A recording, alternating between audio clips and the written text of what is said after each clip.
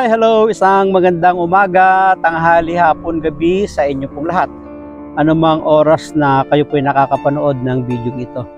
Tayo po muli ay tutunghay ng atin pong pagbasa para sa araw po ng Martes, Enero 23, 2024. At hahanguin po natin sa Ebanghelyo ni San Marcos, Kabanatang 3, mga talatang 31 hanggang 35.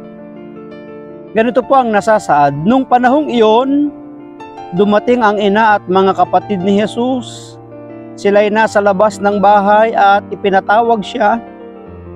Noon na may maraming taong nakaupo sa palibot ni Jesus at may nagsabi sa kanya, "Nariyan po sa labas ang inyong ina at mga kapatid, ipinatatawag kayo."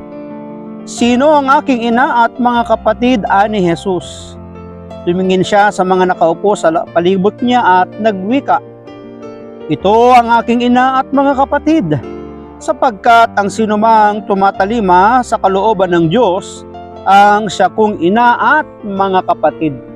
Pagpalain po ng Diyos ang pagkabasa ng kanya pong mabuting balita. Ang atin pong refleksyon or pagsasadiwa ay hahanguin po natin sa aklat ng Simbahay 2024. Sapagkat ang sinumang tumatalima sa kalooban ng Diyos, ang siya kong ina at mga kapatid. Mga salitang binigkas ni Jesus sa mga taong ipinatatawag siya ng kanyang mga mahal sa buhay, sapagkat noong mga panahon na yon, kumakalat ang balita na si Jesus ay nasisiraan ng bait ayon sa mga tao. Kaya para siya'y iligtas at maalis sa mga isyu na sinasabi ng mga tao, sinusundo siya ng kanyang mga mahal sa buhay.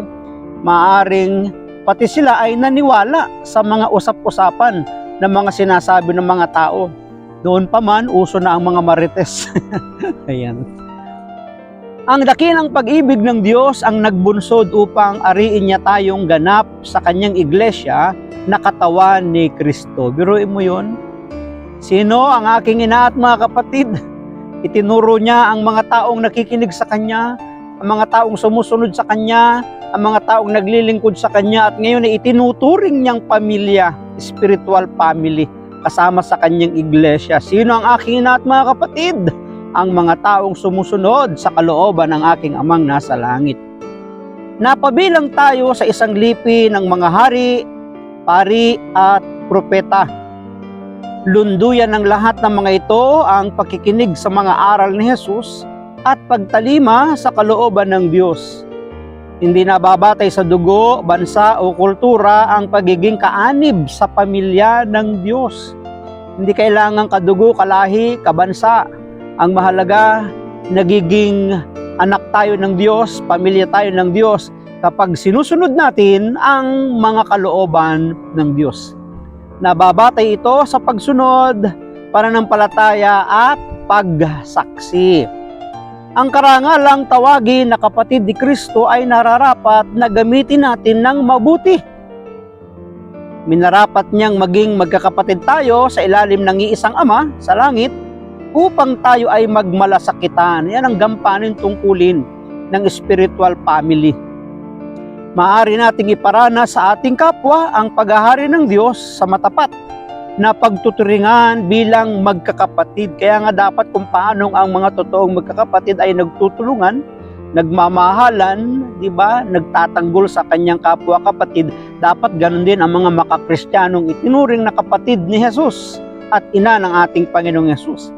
Ang pagdamay, ang pagmamalasakit at pagkakapit-bisig sa anumang panahon ay tanda ng ating pagiging kapamilya ng ating Panginoong Jesucristo. Kaya tatandaan po natin, tayo ay nagiging ina at kapatid ng ating Panginoon, bahagi ng pamilya ng Diyos, bahagi ng pamilya ni Kristo, kapag sinusunod natin ang kalooban ng kanyang amang nasa langit, kung paanong sinunod niya ang kanyang amang nasa langit hanggang sa ibigay niya ang kanyang buhay sa ikatutubos at ikaliligtas ng ating pong mga kasalanan sa tiyak na kapakanan. Maraming salamat! Pagpalain po tayo ng ating Diyos, at ang palagi ko lang palaging masasabi, I love you with the love of the Lord. Bye-bye and bye-bye.